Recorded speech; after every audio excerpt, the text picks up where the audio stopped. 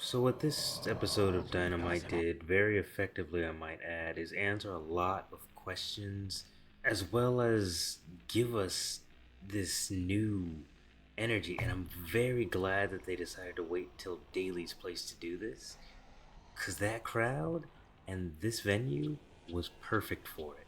All of it, especially the ending with the best friends. Well, we started off pretty much. Oh, who's your best friend, Chuck? You gonna take Trent or Orange? He took Orange's side. Perfect. That's one answer.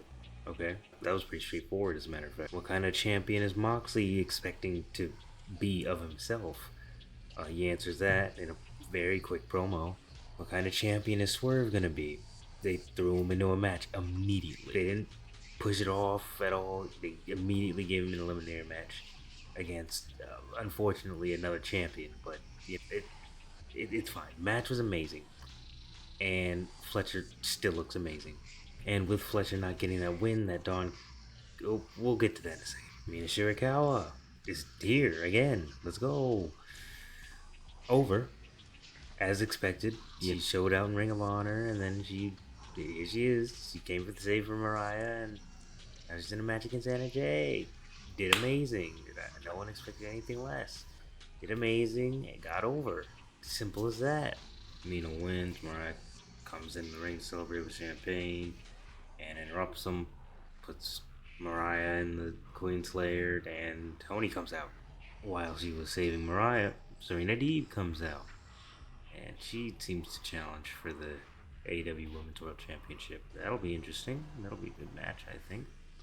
Then Willow Nightingale had her championship celebration with Chris Statlander and Stokely, and then Mercedes interrupted, which built very well up to their match at Double or Nothing. It made that TBS championship feel like the most important title in the company, for sure.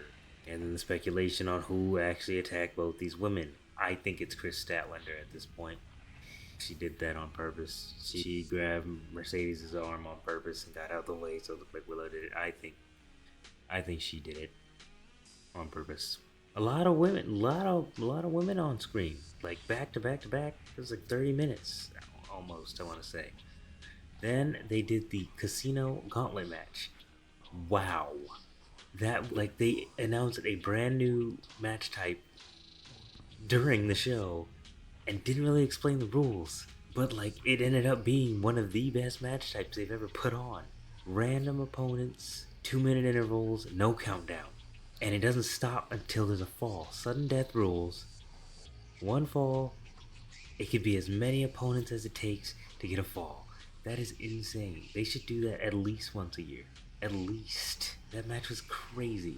The people they had in the ring at the same time. Jay White, Dante Martin, Penta, O'Reilly, Osprey, Archer, Commander, Jay Lethal. Like, what? In the same ring at the same time.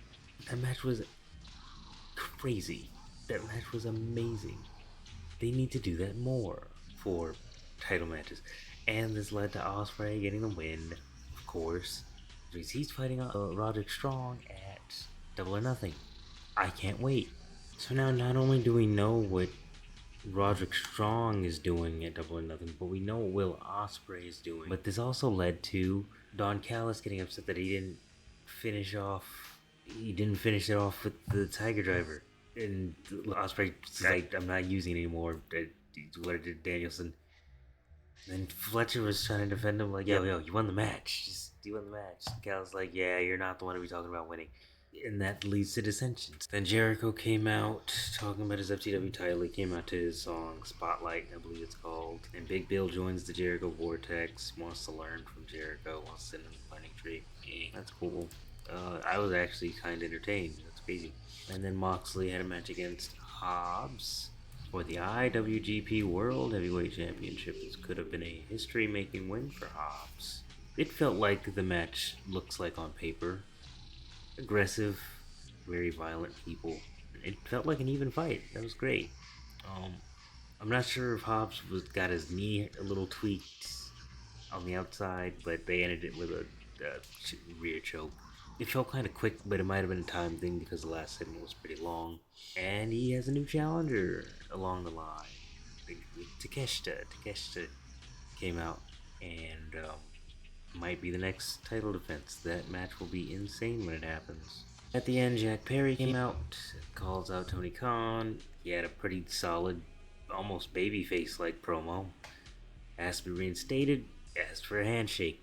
Khan did it, raised his hand, pointed to him. Perry hits him in the stomach with a microphone. The Elite come out, they're like, "What are you doing, Jack? It's the boss." And they both grab his arms in that EVP trigger position. Okada tells him, "Stop, don't do that." Get him up, and then Matt lifts him up for the, well, now Tony Khan driver, and then they do the Tony Khan driver on Tony Khan. Hot angle. That angle is hot. The crowd didn't know what to do. I didn't know what to do. Like, all I'll say is Jack Perry was already over. The crowd reaction to him, the crowd reception, insane. The old Crimey River chants are still there. That's our scapegoat chants. That was one way to get heat. I'll tell you that. That was one crazy way. It's got to happen at least once per promotion. Someone's got to do it. And it seems Jack Perry and the Elite were the ones to do it this time around. Yeah, that'll get the people talking for sure. And it hit mainstream media with the NFL's article about it. So, yeah. Yeah, and then all the locker room came out to check on Tony, including his father, Shad Khan. It's his first storyline appearance in AEW. That's sick. Well, this show was insane. Nuts. Wow. Craziness. Loved it all. But yeah, next week we have Swerve's next challenger at Double or Nothing, and Kenny Omega's returning.